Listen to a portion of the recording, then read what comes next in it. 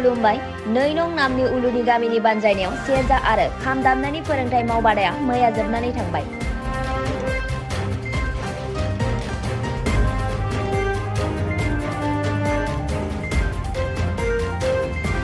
धेमाजि जिल्लानि सिङाव थानाय गेजेर जनाय हालामनि 2 नं नामनि उलुनि गामिनि बानजायनायाव 30 साननि थाखाय सेरजा आरो खामनि फोरोंथाय मावबादा लानाय जादोंमोन।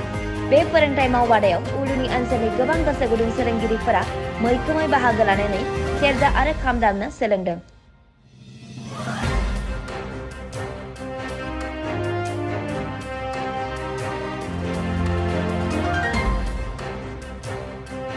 बे मावबादाया मैया जोबथा सानमोन। बे जोबथा सानजों लोब्बा लाखिनानै सेरजा आरो खामनि फोरोंगिरि दिपुराम बर' बिथांखौ मान बावनानै बिदाय होनाय जायो। बे जोबथा सान एबा मान बावनाय हाबाफारियाव 2 नं उलुनि गामिनि आफादगिरि निहालारिजों लोगोसे गेजेर जनाय दखरा एबसुनि लेङाइ आफादगिरि सोलोंथाइ नेहाथारि गेजेर जनाय दखरा UBPO रामधान दिखारि पन्चायतनि सोद्रोमा आरो ओनसोलनि रायजो राजाफोरा बाहागो लादों।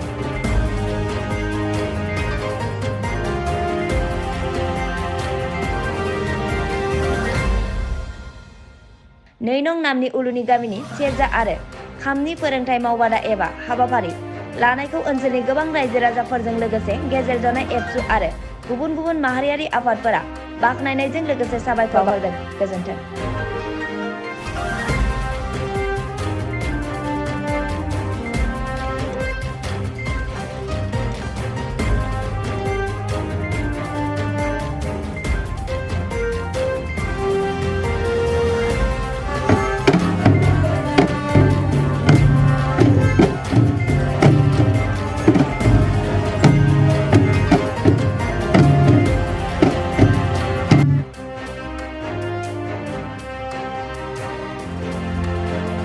दिनै जोङो गिबियावनो जोंनि सानजारि थान्दै रादाब बुथुमगिरि बिथांमोननिसिम दिनै जोंनि 2 नं नामनि उलुनि गामियाव जोबोद खस्थ'नि गेजेरजों बाहागो लाफैनो हानायनि थाखाय बिथांमोननिसिम रोजा रोजा साबायखर बावनाय थाबाय।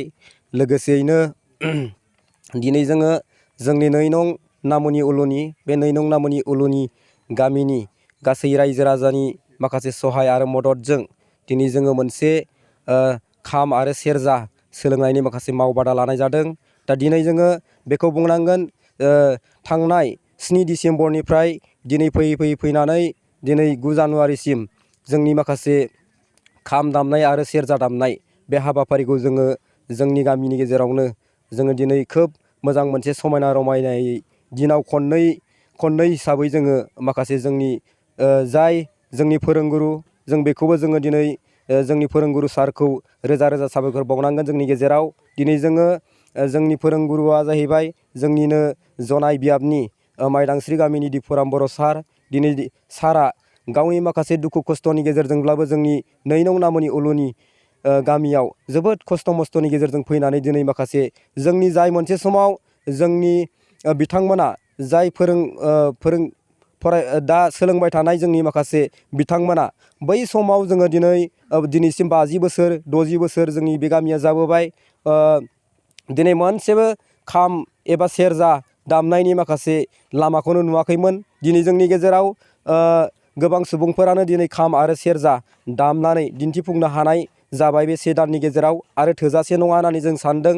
जोङो जोंनि माखासे सम आरो खाबुखौ लानानै दिनै जोंनिनो माखासे नैबे समखौ जोङो साननैसोनि थाखाय दोनथ'नानै जोङो माखासे उन सम हाबाफारिफ्राव जोङो नैबे सोलोंथाइ मावबादाखौ जों लाफिनगोन होननानै जोंनि दिनैनि बे सानजारि थान्दै रादाब बुथुमगिरि बिथांमोननिसिम दिनै जोङो बेखौनो फोरमायनाय जाबाय।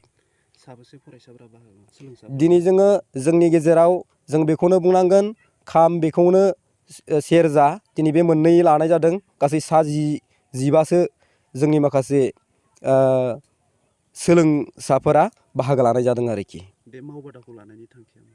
बे मावबादाखौ लानायनि थांखिखौ जों बेखौनो बुंनांगोन जे जों दिनै जोङो बर' फिसा हिसाबै जोङो बर' हारिमुखौ बोखांनानै लाखिनांगोन।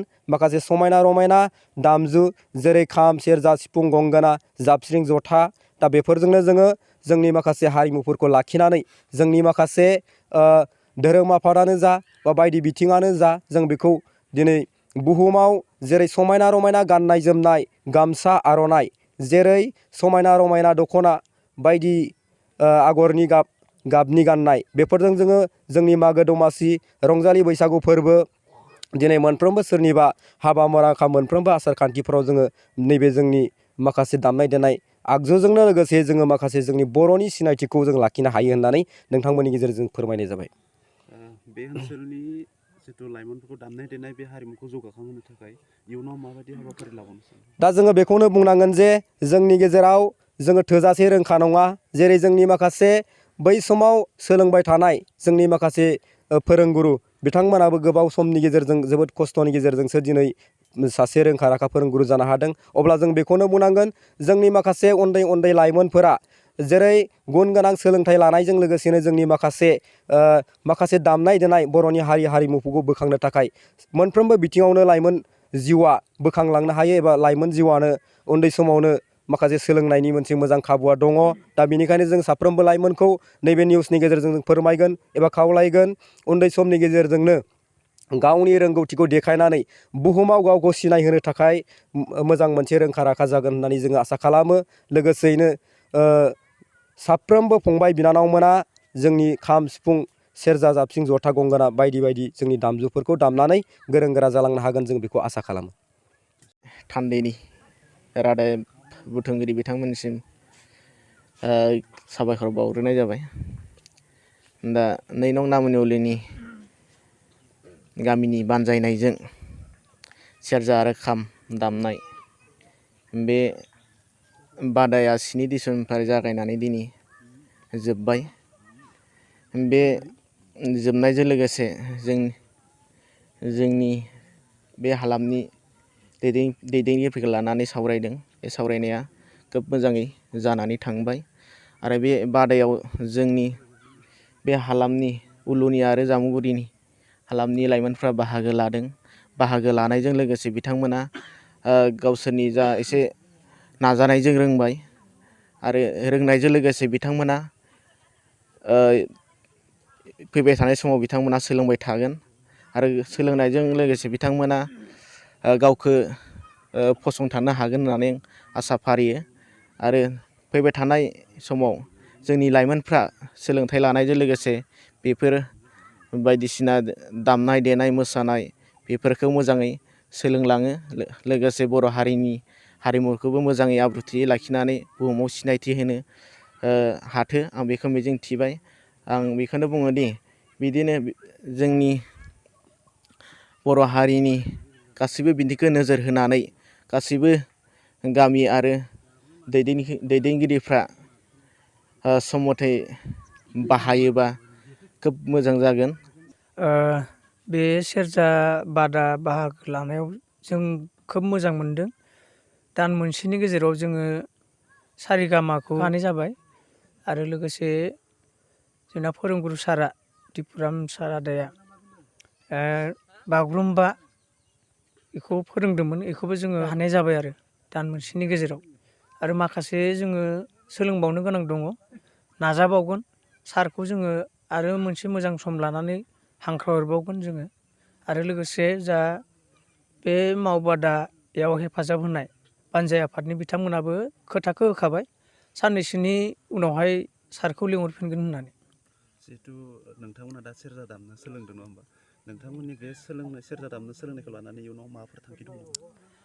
जोङो थांखिखौ जों बेखौनो सानदों जिहेथु जोंहा फोरोंगुरु सारा जिहेथु जोंखौ बोसोन होदों आरो जोङो फोरोंगुरु सारखौ जों नुबोदों सेरजा दामनानै सिफुं दामनानै गावनि भबिसतआवहाय गसंनो हाबोनायखौ आरो माखासे गावनि गथ' गथायखौ गावनि साननाय बायदियै न'खराव मोजाङै फोरोंनो हानाय आरो फरायसालिफ्राव हेगारहरनो हादों एसे एनैबाबो आरो माखासे गोबां सारा मानबो मोनबोदों आरो मुलुगाव मिथिजादोंबो रादाबफ्राव जों नुयो आरो बिथाङा गभर्नमेन्ट लेभेलनिफ्रायबो एसे एनै अनसुंथाइखौ मोनबाय दं जों नुनो मोनदों आरोखि।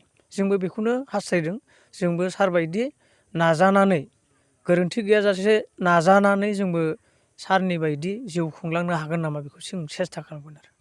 गोबाङानो बुङो सेरजा दामनाया गोरलै नङा, बिराद गोब्राब आरो बेखौ सोलोंनो थाखाय गोबाव सम लायो। दिनै नोंथांमोना से दान सोलोंबाय, नोंथांमोना माबायदि मोनदों जे बियो सोलोंनो थाखाय गोरलै ना गोरा? सोलोंनो थाखायथ' गोबां गोरा। जों दा स्टार्टिंनिफ्राय जों मोनबोबाय। जोङो माखासे सेरजा दोंसेयाव मायो सा धा पा गोलैयो, बबे दोंसेयावहाय मेथाइखौ जेनेबा माखौ लाग्रोनांगौ बेफोरखौ जोङो दा गोसोआव लाजोबनो हाबावाखै। ओरैनो गोरलै नङा आरोखि जों मोनदांनाय हिसाबै। नोंथांमोननि जिथु फोरोंगुरु दिपुराम बर' सार, नोंथांमोनखौ बिथाङा फोरोंदों नङा होमबा? बिथांनि सायाव माबाफोर फिडबेक होनो सानो नामा? जोङो बेखौ जोङो जोबोद गोजोननाय मोनदों। माखासे फोरोंनाय बिथिङावहाय गावनि आंगो फंबाय बायदि हिसाबै जिहेथु आसि थुयै थुयै जोंखौ फोरोंदों, खोब मोजां फोरोंदों। ओंखायनो आदानिसिम जोङो रोजा रोजा साबायखर बावनाय थाबाय।